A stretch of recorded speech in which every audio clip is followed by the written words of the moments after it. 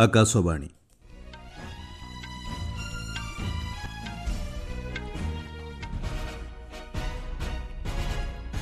संवाद पढ़ुछंती सत्यव्रत बेहुरा।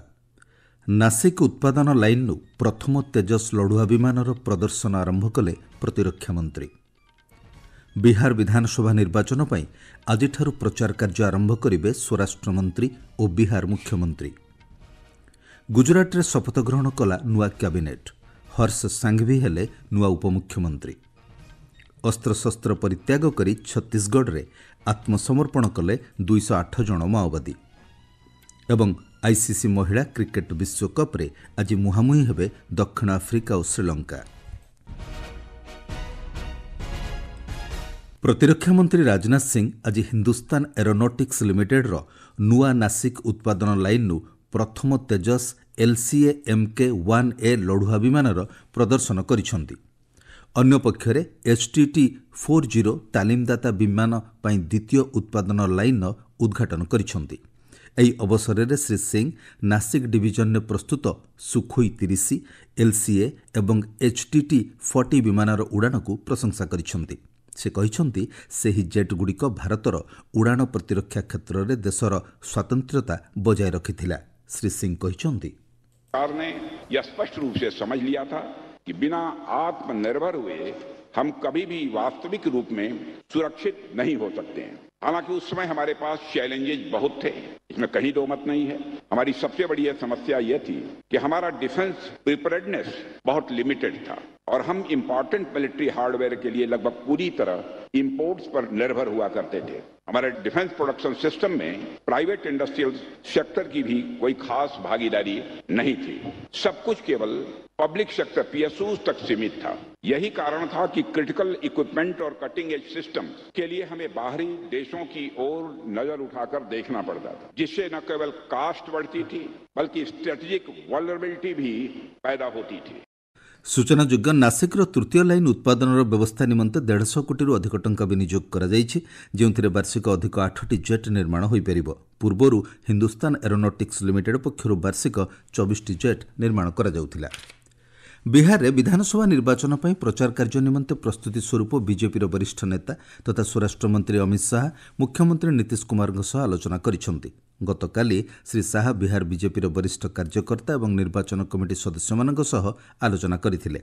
कार्यक्रम में श्री शाह कहिथिले विधानसभा निर्वाचन पर मुख्यमंत्री पद पर निष्पत्ति ग्रहण कराजिबो।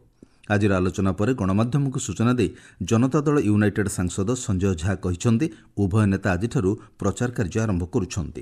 उसी पर डिटेल में चर्चा हुई, विस्तार से चर्चा हुई और मुझे लगता है आज गृहमंत्री जी भी कैंपेन करने जा रहे हैं और मुख्यमंत्री जी का भी आज सेकेंड हाफ में जगदीशपुर में कार्यक्रम है, चुनावी सभा है। ये कैंपेन पे ही डिटेल में चर्चा हुई क्योंकि समय 20-22 दिन का ही है, उसी पर चर्चा होकर और आज शाम तक हम लोग उसको फाइनल।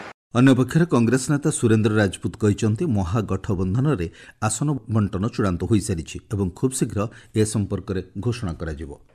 सीटों पर फैसला हो चुका है, आप तक उसकी जानकारी नहीं आई है।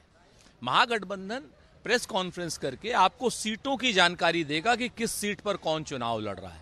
गठबंधन का हमारे फैसला हो चुका है। हमारे प्रत्याशी लगातार अपने क्षेत्र में हैं, फार्म भी उनको मिल चुका है और जिन लोगों को दूसरे चरण का फार्म भी लेना है वो शायद आज या कल में वो फार्म भी मिल जाएगा। हमारे यहाँ सीटों में कोई दिक्कत नहीं है। बिहार विधानसभा प्रथम पर्याय निर्वाचन निमंते आज प्रार्थीपत्र दाखल शेष दिन रही। मोट 243टी आसन मध्य प्रथम पर्यायर आसंता नवेम्बर 6 तारिख में 121टी आसन पर मतदान अनुष्ठित होब। एथिरे पाटना, दरभंगा, मुजाफरपुर, गोपालगंज और भोजपुर आदि जिला रही। आसंताकाली प्रार्थीपत्र जांच और चलित मास 20 तारिख सुधा प्रार्थीपत्र प्रत्याहार शेष दिन रही। बिहार विधानसभा द्वितीय पर्याय निर्वाचन नवेम्बर 11 अनुष्ठित होब और नवेम्बर 14 में 2टी पर्यायर भोट गणति कराजिबो। आपण माने संवाद शुणुछंती आकाशवाणी। हर्ष सांघवी गुजरात उपमुख्यमंत्री भाव शपथ ग्रहण करिसेंती। राज्यपाल आचार्य देवव्रत तांकु पद और गोपनीयतार शपथपाठ कराइछंती। एही अवसर में नुआ मंत्री मानक मध्य शपथपाठ करा जायछि। कार्यक्रम में बीजेपी अध्यक्ष जेपी नड्डा और मुख्यमंत्री भूपेन्द्र पटेल उपस्थित थिले। गांधीनगर स्थित महात्मा मंदिर में राज्यपाल उपमुख्यमंत्री और मंत्री मानक शपथपाठ कराइथिले। ଗତକାଲି ଗୁଜରାଟ କ୍ୟାବିନେଟ୍ର ସମସ୍ତ 16 ଜଣ ମନ୍ତ୍ରୀ ସେମାନଙ୍କ ପଦରୁ ଇସ୍ତଫା ଦେଇଥିଲେ। ଦଳର ଜଣେ ବରିଷ୍ଠ ନେତା କହିଥିଲେ ମନ୍ତ୍ରୀମାନଙ୍କୁ ଇସ୍ତଫା ଦେବା ଲାଗି କୁହାଯାଇଥିଲା। ଫଳରେ ଦଳର ମୁଖ୍ୟ ଆଗାମୀ ସ୍ଥାନୀୟ ସଂସ୍ଥା ନିର୍ବାଚନ ପୂର୍ବରୁ ମୁକ୍ତ ଭାବେ ମନ୍ତ୍ରିମଣ୍ଡଳ ଗଠନ କରିପାରିବେ। ବିଦାୟୀ ମନ୍ତ୍ରିମଣ୍ଡଳରେ 8 ଜଣ କ୍ୟାବିନେଟ୍ ମନ୍ତ୍ରୀ, 6 ଜଣ ରାଷ୍ଟ୍ରମନ୍ତ୍ରୀ ଏବଂ 2 ଜଣ ସ୍ୱାଧୀନ ଦାୟିତ୍ୱ ରାଷ୍ଟ୍ରମନ୍ତ୍ରୀ ଥିଲେ। କେରଳର ସବରିମାଲା ମନ୍ଦିର ଆଜି ସନ୍ଧ୍ୟାରେ ପୂଜାର୍ଚ୍ଚନା ପାଇଁ ଖୋଲିବ। ଚଳିତ ମାସ 22 ତାରିଖ ପର୍ଯ୍ୟନ୍ତ ଏହା ଖୋଲା ରହିବ। ରାଷ୍ଟ୍ରପତି ଦ୍ରୌପଦୀ ମୁର୍ମୁ ଆସନ୍ତା 22 ତାରିଖରେ ସାବରିମାଲା ମନ୍ଦିରକୁ ଯାଇ ପୂଜାର୍ଚ୍ଚନା କରିବାର କାର୍ଯ୍ୟସୂଚୀ ରହିଥିବାରୁ ଏଥିପାଇଁ ପ୍ରସ୍ତୁତି ଓ ସୁରକ୍ଷା ବ୍ୟବସ୍ଥା ଜୋରଦାର ଚାଲିଛି। ଛତିଶଗଡ଼ରେ ଆଜି 208 ଜଣ ମାଓବାଦୀ ଅସ୍ତ୍ରଶସ୍ତ୍ର ତ୍ୟାଗ କରି ଆତ୍ମସମର୍ପଣ କରିଛନ୍ତି। ସମ୍ପୃକ୍ତ ମାଓବାଦୀମାନେ ବସ୍ତର ଅଞ୍ଚଳରେ ଦୀର୍ଘ ବର୍ଷ ହେବ ବିଭିନ୍ନ କାର୍ଯ୍ୟକଳାପରେ ସମ୍ପୃକ୍ତ ଥିଲେ। ସୂଚନା ଅନୁଯାୟୀ ଆତ୍ମସମର୍ପଣ କରିଥିବା ମାଓବାଦୀଙ୍କ ମଧ୍ୟରେ 110 ଜଣ ମହିଳା ଓ 98 ଜଣ ପୁରୁଷ ଅଛନ୍ତି। ସେମାନେ ବେଆଇନ ଘୋଷିତ ସିପିଆଇ ମାଓବାଦୀ ସଂଗଠନ ପାଇଁ କାର୍ଯ୍ୟ କରୁଥିଲେ।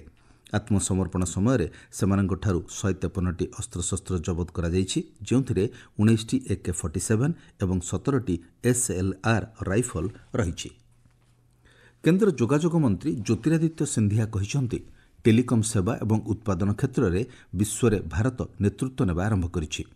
ଆଜି ନୂଆଦିଲ୍ଲୀରେ ଟେଲି ଯୋଗାଯୋଗ ବିଭାଗର ସଫଳତା ସମ୍ପର୍କରେ ଆୟୋଜିତ ଏକ ସାମ୍ବାଦିକ ସମ୍ମିଳନୀରେ ଶ୍ରୀ ସିନ୍ଧିଆ କହିଛନ୍ତି ଭାରତ ଏବେ 4G କ୍ଷେତ୍ରରେ ବିଶ୍ୱର ପଞ୍ଚମ ଦେଶ ହୋଇପାରିଛି।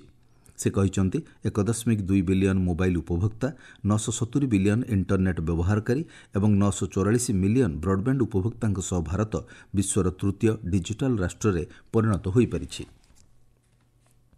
କେନ୍ଦ୍ର କୃଷି ଓ କୃଷକ କଲ୍ୟାଣ ମନ୍ତ୍ରୀ ଶିବରାଜ ସିଂ ଚୌହାନ ଦେଶରେ ଥିବା କୃଷି ବିଜ୍ଞାନ କେନ୍ଦ୍ରଗୁଡ଼ିକୁ ଅଧିକ କ୍ରିୟାଶୀଳ ଏବଂ ସଶକ୍ତ କରିବା ଉପରେ ଗୁରୁତ୍ୱାରୋପ କରିଛନ୍ତି। ନୂଆଦିଲ୍ଲୀରେ ଅନୁଷ୍ଠିତ ଏକ ଉଚ୍ଚସ୍ତରୀୟ ବୈଠକରେ ଶ୍ରୀ ଚୌହାନ କହିଛନ୍ତି ଦେଶରେ ଏବେ 731ଟି କୃଷି ବିଜ୍ଞାନ କେନ୍ଦ୍ର କାର୍ଯ୍ୟ କରୁଛି। ସେହି କେନ୍ଦ୍ରଗୁଡ଼ିକ ନାମମାତ୍ର କୃଷକମାନଙ୍କ କଲ୍ୟାଣ ନିମନ୍ତେ ତାର କାର୍ଯ୍ୟ ସମ୍ପ୍ରସାରଣ କରୁଛି। ଶ୍ରୀ ଚୌହାନ କହିଛନ୍ତି କୃଷକମାନଙ୍କ ପାଖରେ ଶୀଘ୍ର ପହଞ୍ଚିବା କ୍ଷେତ୍ରରେ କୃଷି ବିଜ୍ଞାନ କେନ୍ଦ୍ର କାର୍ଯ୍ୟ କରିବା ସହ ଆଧୁନିକ ଜ୍ଞାନକୌଶଳ ଓ ପ୍ରଶିକ୍ଷଣ ପ୍ରଦାନ ଏବଂ କୃଷି ନବସୃଜନ ଦିଗରେ ଗୁରୁତ୍ୱପୂର୍ଣ୍ଣ ଭୂମିକା ନିର୍ବାହ କରୁଛି। କୃଷି ଏବଂ ପ୍ରାକୃତିକ ଚାଷ କାର୍ଯ୍ୟକୁ ବିକଶିତ କରିବା ଦିଗରେ କୃଷି ବିଜ୍ଞାନ କେନ୍ଦ୍ରଗୁଡ଼ିକ ଆଦର୍ଶ ପଦକ୍ଷେପ ନେବା ପାଇଁ ସେ ନିର୍ଦ୍ଦେଶ ଦେଇଛନ୍ତି। ବୈଠକରେ ଶ୍ରୀ ଚୌହାନ କୃଷି ବିଜ୍ଞାନ କେନ୍ଦ୍ରଗୁଡ଼ିକୁ ଆବଶ୍ୟକ ଆର୍ଥିକ, ମାନବ ସମ୍ବଳ ଏବଂ ପ୍ରଯୁକ୍ତିବିଦ୍ୟା ସହାୟତା ଯୋଗାଇ ଦେବାକୁ ଭାରତୀୟ କୃଷି ଗବେଷଣା ପରିଷଦକୁ ନିର୍ଦ୍ଦେଶ ଦେଇଛନ୍ତି। କେନ୍ଦ୍ର ପରିବେଶ, ଜଙ୍ଗଲ ଏବଂ ଜଳବାୟୁ ପରିବର୍ତ୍ତନ ମନ୍ତ୍ରୀ ଭୂପେନ୍ଦର ଯାଦବ କହିଛନ୍ତି G20 ଉଦ୍ଦେଶ୍ୟ ଏବଂ କାର୍ଯ୍ୟାନ୍ୱୟନ ମଧ୍ୟରେ ଏକ ସଂଯୋଗୀ ସେତୁ ଭାବେ କାର୍ଯ୍ୟ କରିବା ଆବଶ୍ୟକ, ଯେଉଁଥିରେ ପ୍ରତ୍ୟେକ ଦେଶର ଅବଦାନକୁ ଗୁରୁତ୍ୱ ଦିଆଯିବା ସହ ସାମର୍ଥ୍ୟ ବୃଦ୍ଧି ଲାଗି ପଦକ୍ଷେପ ନିଆଯିବ। ଗତକାଲି ଦକ୍ଷିଣ ଆଫ୍ରିକାରେ G20 ସମାବେଶୀ ଜଳବାୟୁ ଓ ପରିବେଶ ମନ୍ତ୍ରୀସ୍ତରୀୟ କାର୍ଯ୍ୟଗୋଷ୍ଠୀର ବୈଠକର ଉଦ୍ଘାଟନୀ ଉତ୍ସବରେ ଉଦ୍ବୋଧନ ଦେଇ ମନ୍ତ୍ରୀ ଶ୍ରୀ ଯାଦବ କହିଛନ୍ତି ଭାରତ ଜୈବ ବିବିଧତା ଏବଂ ସଂରକ୍ଷଣ କ୍ଷେତ୍ରରେ ପ୍ରସ୍ତାବିତ ଇକୋସିଷ୍ଟମ ଆଧାରିତ ପଦ୍ଧତି ଗ୍ରହଣ କରିବା ସହ ଏହାର କାର୍ଯ୍ୟାନ୍ୱୟନକୁ ସମର୍ଥନ କରେ। ଆଇସିସି ମହିଳା କ୍ରିକେଟ ବିଶ୍ୱକପ୍ରେ ଆଜି କଲମ୍ବୋସ୍ଥିତ ଆର୍ ପ୍ରେମଦାସା ଷ୍ଟାଡିୟମରେ ଦକ୍ଷିଣ ଆଫ୍ରିକା ଏବଂ ଶ୍ରୀଲଙ୍କା ମଧ୍ୟରେ ମୁକାବିଲା ହେବ। ଭାରତୀୟ ସମୟ ଅପରାହ୍ନ 3ଟାରେ ମ୍ୟାଚ୍ ଆରମ୍ଭ ହେବ। ଗତକାଲି ବିଶାଖାପଟ୍ଟନମରେ ଅନୁଷ୍ଠିତ ମ୍ୟାଚ୍ରେ ଅଷ୍ଟ୍ରେଲିଆ 10 ୱିକେଟ୍ରେ ବାଂଲାଦେଶକୁ ପରାସ୍ତ କରି ପ୍ରଥମ ଦଳ ଭାବେ ସେମିଫାଇନାଲକୁ ଉନ୍ନୀତ ହୋଇଛି। ତାଲିକାରେ ସର୍ବାଧିକ 9 ପଏଣ୍ଟ ସହ ଅଷ୍ଟ୍ରେଲିଆ ଶୀର୍ଷରେ ରହିଛି। ଅନୁଷ୍ଠିତ ମ୍ୟାଚ୍ରେ ପ୍ରଥମେ ବ୍ୟାଟିଂ କରି ବାଂଲାଦେଶ ନିର୍ଦ୍ଧାରିତ 50 ଓଭରରେ 9 ୱିକେଟ୍ ହରାଇ 198 ରନ୍ କରିଥିଲା। ଜବାବରେ ଅଷ୍ଟ୍ରେଲିଆ 24 ଓଭର 5ଟି ବଲ୍ରେ 202 ରନ୍ ସ୍କୋର କରିଥିଲା। ଡେନମାର୍କ ଓପନ୍ ବ୍ୟାଡମିଣ୍ଟନ ପ୍ରତିଯୋଗିତାରେ ଭାରତୀୟ ଖେଳାଳି ଲକ୍ଷ୍ୟ ସେନ୍ ପୁରୁଷ ଏକକ ମ୍ୟାଚ୍ରେ କ୍ୱାର୍ଟର ଫାଇନାଲକୁ ଉନ୍ନୀତ ହୋଇଛନ୍ତି। ସେ ଗତକାଲି ଆଣ୍ଡର୍ସ ଆଣ୍ଟନସେନ୍ଙ୍କୁ ପରାସ୍ତ କରିଥିଲେ। ସେହିପରି ପୁରୁଷ ଡବଲ୍ସରେ ସାତ୍ୱିକ ସାଇରାଜ ରାଙ୍କି ରେଡ୍ଡି ଏବଂ ଚିରାଗ ସେଟ୍ଟି ଚାଇନିଜ୍ ତାଇପେଇ ଯୋଡ଼ିଙ୍କୁ ପରାସ୍ତ କରି କ୍ୱାର୍ଟର ଫାଇନାଲରେ ପହଞ୍ଚିଛନ୍ତି। ଆଜି ଅପରାହ୍ନ 4:30ରେ ଭାରତୀୟ ଯୋଡ଼ି ଇଣ୍ଡୋନେସିଆ ଯୋଡ଼ିଙ୍କ ସହ ମୁକାବିଲା କରିବେ। ଆସନ୍ତା ମାସ 24 ତାରିଖରୁ ରାଜସ୍ଥାନର 7ଟି ସହରରେ ପଞ୍ଚମ ଖେଲୋ ଇଣ୍ଡିଆ ବିଶ୍ୱବିଦ୍ୟାଳୟ କ୍ରୀଡ଼ା ପ୍ରତିଯୋଗିତା ଆରମ୍ଭ ହେବ। ସେହି ସହରଗୁଡ଼ିକ ହେଉଛି ଜୟପୁର, ଆଜମେର, ଉଦୟପୁର, ଯୋଧପୁର, ବିକାନେର, କୋଟା ଏବଂ ଭରତପୁର। 12 ଦିନ ଧରି ଚାଲିବାକୁ ଥିବା ବିଶ୍ୱବିଦ୍ୟାଳୟ କ୍ରୀଡ଼ାରେ 23ଟି ପଦକ ପ୍ରଦାନ କରାଯିବ। ଦେଶର 5000ରୁ ଅଧିକ ବିଶ୍ୱବିଦ୍ୟାଳୟର କ୍ରୀଡ଼ାବିତ୍ ଏଥିରେ ଅଂଶଗ୍ରହଣ କରିବେ। ମୁଖ୍ୟ ସମ୍ବାଦ ପୁଣିଥରେ। ନାସିକ୍ ଉତ୍ପାଦନ ଲାଇନ୍ରୁ ପ୍ରଥମ ତେଜସ୍ ଲଢୁଆ ବିମାନର ପ୍ରଦର୍ଶନ ଆରମ୍ଭ କଲେ ପ୍ରତିରକ୍ଷା ମନ୍ତ୍ରୀ। ବିହାର ବିଧାନସଭା ନିର୍ବାଚନ ପାଇଁ ଆଜିଠାରୁ ପ୍ରଚାର କାର୍ଯ୍ୟ ଆରମ୍ଭ କରିବେ ସ୍ୱରାଷ୍ଟ୍ରମନ୍ତ୍ରୀ ଓ ବିହାର ମୁଖ୍ୟମନ୍ତ୍ରୀ। ଗୁଜରାଟରେ ଶପଥ ଗ୍ରହଣ କଲା ନୂଆ କ୍ୟାବିନେଟ୍। ଅସ୍ତ୍ରଶସ୍ତ୍ର ପରିତ୍ୟାଗ କରି ଛତିଶଗଡ଼ରେ ଆତ୍ମସମର୍ପଣ କଲେ 208 ଜଣ ମାଓବାଦୀ। ଏବଂ ଆଇସିସି ମହିଳା କ୍ରିକେଟ ବିଶ୍ୱକପ୍ରେ ଆଜି ମୁହାଁମୁହିଁ ହେବେ ଦକ୍ଷିଣ ଆଫ୍ରିକା ଓ ଶ୍ରୀଲଙ୍କା। ସମ୍ବାଦ ଶେଷ ହେଲା।